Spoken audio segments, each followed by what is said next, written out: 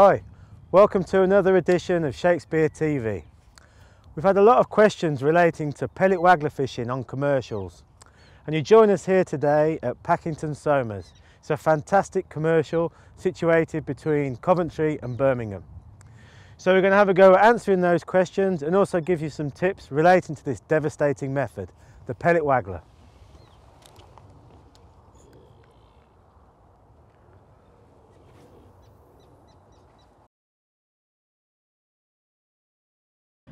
Okay, well, the pellet waggler itself is a form of float fishing, evolved predominantly on commercial fisheries such as this, and as the name suggests, obviously revolves around fishing with pellets as bait.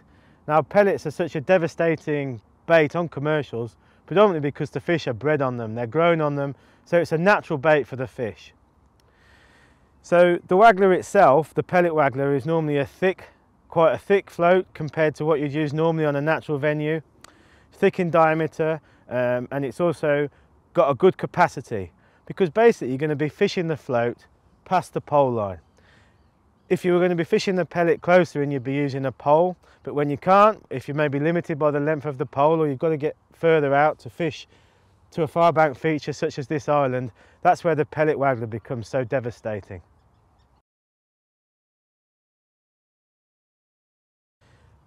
Pellet waggler rods have evolved as the methods evolved. I mean, you could just use any old float rod like your standard 12 or 13 foot float rod, and that would be fine for most cases. But as the methods evolved, the rods have become more specialised. So I'm going to show you two different versions. The first one's a 12 foot agility pellet waggler. Now, a 12 foot rod is perfect when you're fishing at a fairly long distance, so let's say 30 to 40 metres out from the bank. That extra length just helps with the casting, and it also enables you to cast the heavier floats that are going to be needed to cast that distance.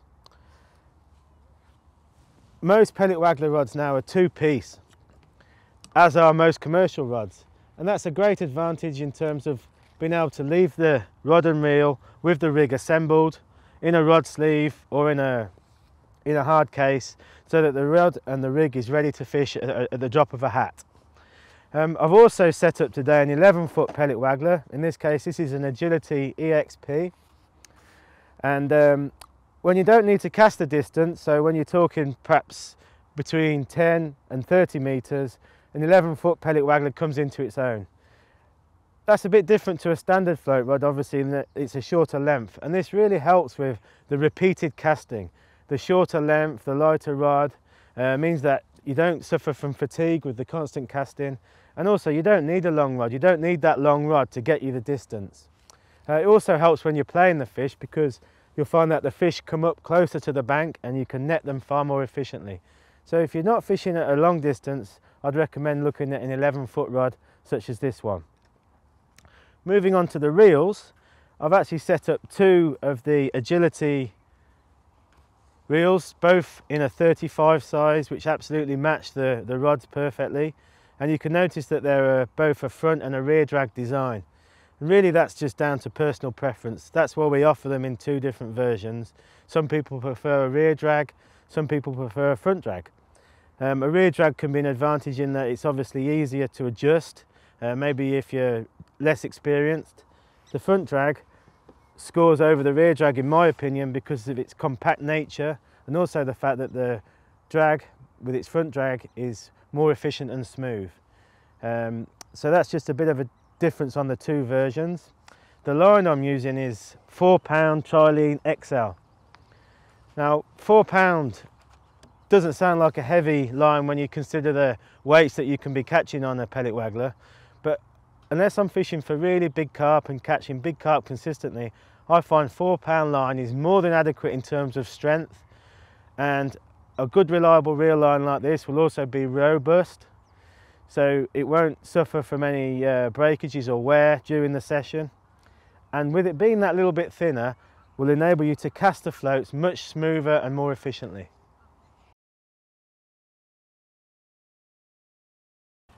Okay, so I've set up three different rigs with three different floats for fishing today, and I'm going to take you through each of those ones. First up is this Drennan Crystal loaded pellet waggler. Now, as I mentioned in the introduction, pellet wagglers are a pretty stumpy, short design to enable you to cast the distance and present the bait correctly. Obviously pellets are quite heavy, so they're different to normal baits like maggots and casters, and you need a different type of float. Now you'll notice that this float, in fact all the floats I'm using today are loaded, and this really helps to make the rig very efficient, but also work very easily. As you can see, I've got the waggler attached to a waggler attachment here, which I can adjust very easily, so I can change the depth and move the float up and down without damaging the line. That's a key advantage over using bulk shots like AAAs or SSGs that will be required to cock a float with such a capacity. Now I like this crystal design because when you're fishing on a mixed venue such as this, where you might be catching big carp but also smaller carp, F1s, other fish like tench, it gives you the sensitivity to pick out bites from these shy biting fish. So this is perhaps erring towards the size of what you'd use in terms of a typical float with typical baits, but specifically developed for the pellet waggler.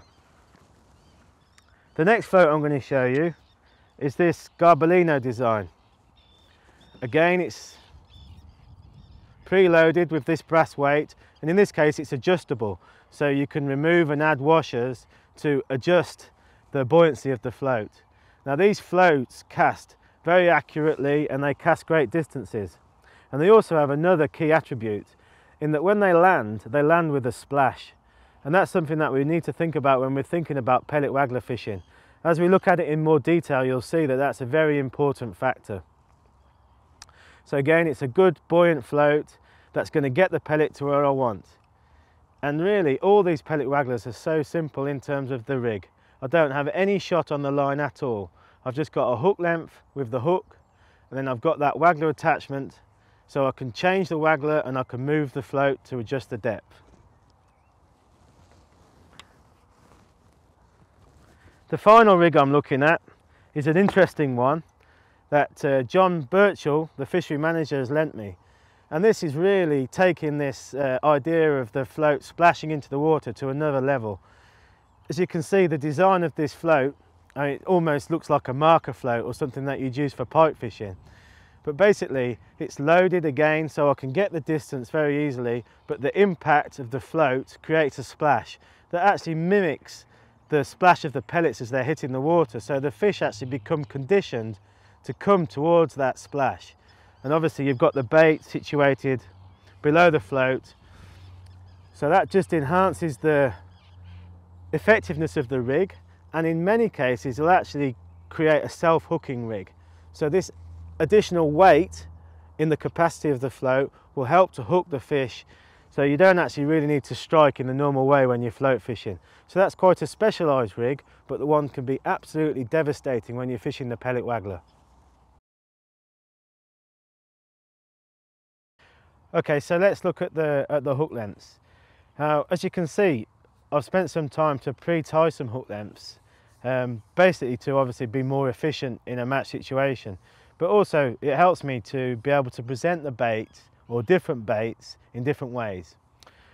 When you're pellet fishing, you're going to have to hair rig the pellet, and the easiest way to do that is to use some bait bands that go onto the hair. So what actually happens is that elastic band is stretched around the pellet with this neat little device here, so that I can actually trap the pellet on the band very quickly and efficiently, and I've got a fantastic hair rig. So that's probably my favourite way of doing it because it's so quick and easy. You could of course drill the pellets, or you could use soft pellets, but that's a great way of rigging up the actual pellet on the hair rig. I also like to have a few hook links ready to go with bait stops, with the bayonet style bait stop, so that I can use change bait such as sweet corn or luncheon meat, so I can use that in a very efficient way as well. And finally, I've got some hook lengths tied up with bayonets, so that I can bayonet a little mini boilie on, and again, for a change bait, it's nice to try that, because on certain days it really can work. So I've got 3 different ways of actually presenting the bait. The hooks I'm using today are Kamazan B911 in size 14 and 16. These are a very strong hook, obviously eyed so that I can create the hair rig, and they're barbless, which obviously is required on nearly all commercial fisheries nowadays. This hook gives me a great compromise between strength and sharpness. So again, on a mixed fishery where I'm going to get a variety of fish, that's my first hook choice. The actual hook length material is made up of Berkeley XWR, and I'm using 0.16mm on the size 16 hook and 0.18mm on the size 14 hook. So it's all good, strong, reliable gear, and one that's going to stand up to the rigours of pellet waggler fishing.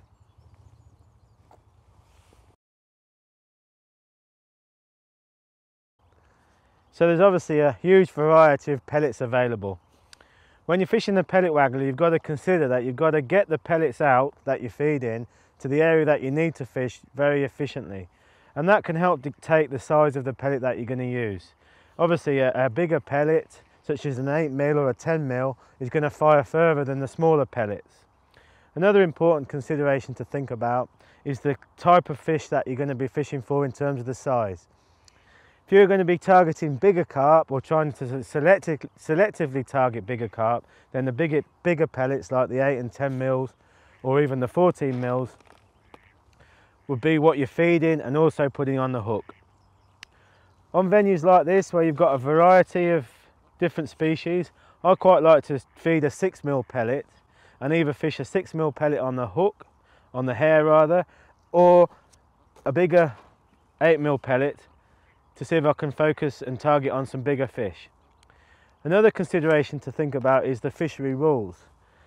On some venues you have to use the pellets provided by the fishery, or you can use your own. And where I can, I like to use pellets that are actually flavoured. As you can see in this case, these ones are tiger nut, and I find them to be very, very successful. In many venues, halibut pellets, because of their high oil content, are actually banned. So you just need to check out what you can use at the various venues that you're fishing. I actually like to dampen my pellets when I'm fishing, just very, very lightly, and this does 2 things. It means that they just become a little bit softer, which I think the fish prefer, and also it means that when I'm using the pellet band, it actually embeds in that outer coating, so it just hides the band a little bit. Another advantage is that it actually seems to let them fire further. So for the same size, I can fire a pellet that's slightly dampened a little bit further and more accurately. So that's the reason why I do that. And I also like to experiment with adding some different dips to that water. So in this case, it's Irish cream. And I think that also gives me some confidence that I'm doing something different to the anglers around me. So I do like to consider using a dip with the pellets as well. And just finally, I know we're talking about the pellet waggler, but I do like to have a few change baits. I'll always have some corn with me, which I can hair rig, like I showed you. Some mini boilies, in this case squid and liver, 8mm, just to give me a change bait. Like I mentioned, it might just encourage a bonus fish, or it might be a better method on the day. It's always worth trying. And maybe because I'm a bit old school, but I always have a pint of maggots with me, and a bunch of maggots when you're fishing on the pellet waggler can be a great change bait as well. So that basically summarises the different baits that I use when I'm fishing the pellet waggler. As you're fishing for most part on the pellet waggler past the pole line, obviously you've got to use a catapult to get the feed out there. And I think this is a really key area that's worth mentioning. I've got a variety of different catapults that I use for different size pellets that I'm feeding. And it's worth mentioning that the different pouches, different lengths of elastic and strengths of elastic will be required for the different pellets and the different ranges that you're fishing. Today I'm using the Drennan Team England catapult. That's a great catapult. I'm regularly loose feeding the 6 and 8mm pellets, but only in 3 or 4s. So I don't need a big capacity, and I want to try and group the feed as tight as possible to where I'm fishing. I don't want to be spreading the bait all over the place. When I'm fishing longer ranges, I've got some other catapults that I use with stronger elastics, and again, by dictating the length of the elastic will help me to feed the pellets very accurately at the given range that I want to fish at. It's also worth having a few catapults with you and some spare elastic, because I've already broken, as you can see, 1 catapult. So it's worth bearing in mind that the constant feeding required for this method puts a terrible strain on your catapults. So the pellet waggler is a very active form of fishing. I'm going to be casting very, very regularly, and I'm going to be feeding also very regularly, maybe 2 or 3 times a cast.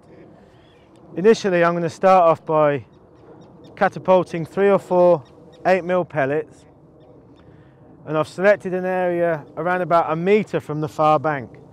Obviously, the island and the far bank provides great cover for the fish, and I'm trying to draw them away from that and fish amongst the pellets, but also tight up against the island, depending on how the fish are responding. Quite often I'll start off by loose feeding the pellets and then casting out on top of where I've fed. This helps me to be able to react to a bite immediately if I get one, rather than putting the rod down or looking away and feeding. Quite often with the pellet waggler, the bite can be almost instantaneous. As the float hits the water, the pellet hits the water, and the fish takes the bait. They get so conditioned to feeding up in the water on the pellets as they hit the water and fall down through the water column. So I don't try to move the float at all. I try to keep it where it's landed to maximise on that attraction of the float hitting the water. And if I get a bite and I miss it like that, I'm straight back in and just quickly check the bait and then repeat the process. So by catapulting 3 8mm pellets back out into the swim, closely followed by the float.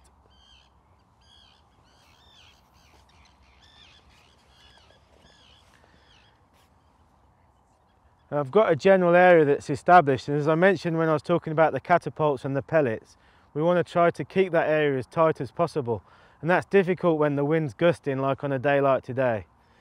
But it's also worth bearing in mind that you can cast around that area. Sometimes the fish will back off the feed, and a cast to a different area in the swim will often produce a bite straight away. Now I have clipped up with the line on the spool to fix the distance that I'm casting, and if I don't have a bite, like in this case, I'll sometimes twitch it back over that feed area, and that sometimes can provoke a bite as well. There we go, that worked on that occasion. I don't think it's a big fish, probably an F1, but it just shows how important it is to fish tight to the cover and also to twitch the bait if you've not had a bite. So yeah, as we expected, it's a small F1.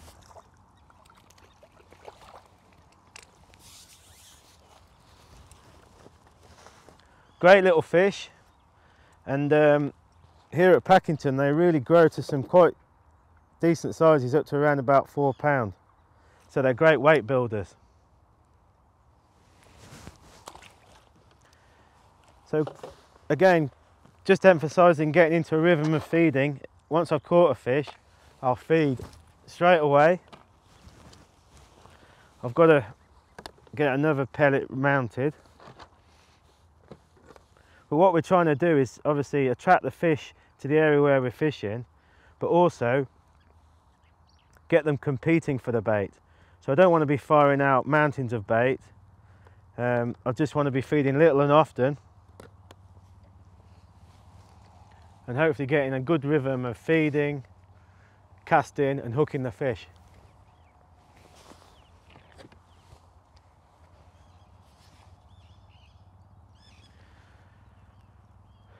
Something that I found a bit difficult to adapt to when I compare float fishing on a natural venue such as a river is that when you're fishing with a pellet waggler, you don't want to dot the float right down.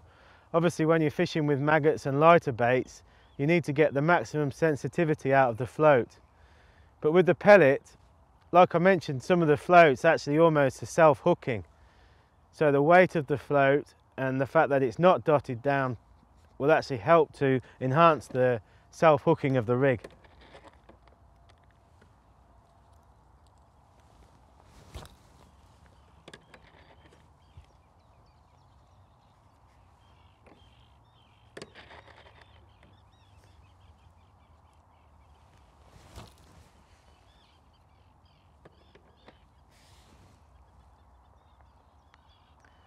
I've also learned that I don't want to hit the little knocks and nudges on the float, which is what I'm tempted to do. It's better to leave the float for a more positive bite, because I think a lot of cases that's actual line bites of the fish hitting the main line or the hook length and giving you a false bite.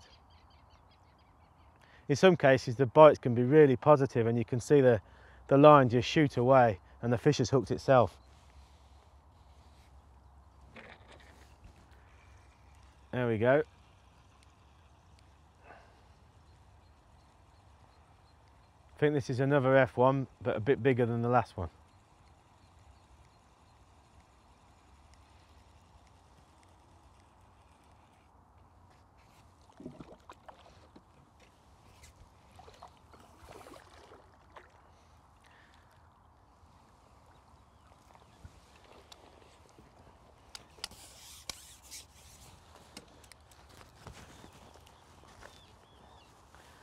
There we go, that's a nice F1. And as I mentioned, great weight builders.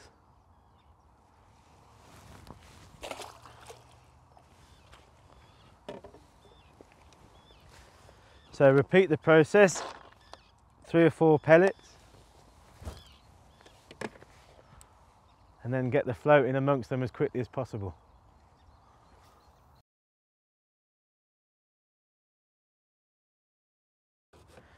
As with all float fishing, it's important to consider that your depth that you're fishing.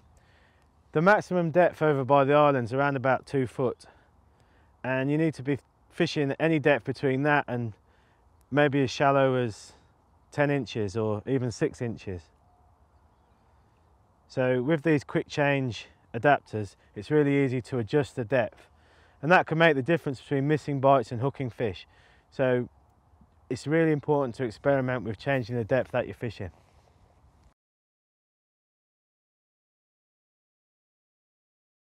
This feels like a better carp, and you can see how progressive the action of the rod is, helping to absorb all the lunges of the fish and as it runs.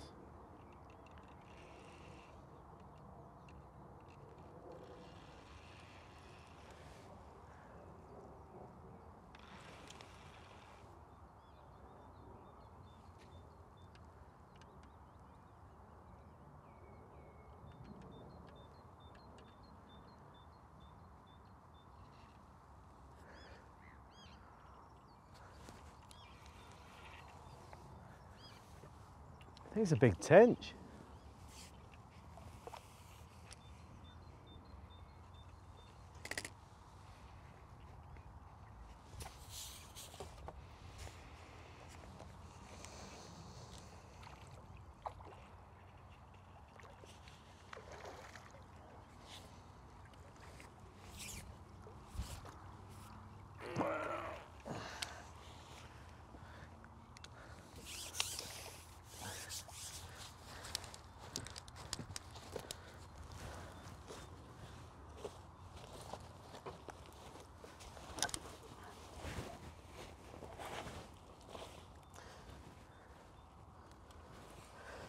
That's a nice way to end the session, with a decent tench. I've had around about 50 pound of F1s and 1 decent carp plus that tench. Just shows what a wonderful and effective method the pellet waggler is on commercials such as this. I hope that's helped you, and please feel free to send any emails and let me know if you've got any more questions relating to pellet waggler fishing. See you next time.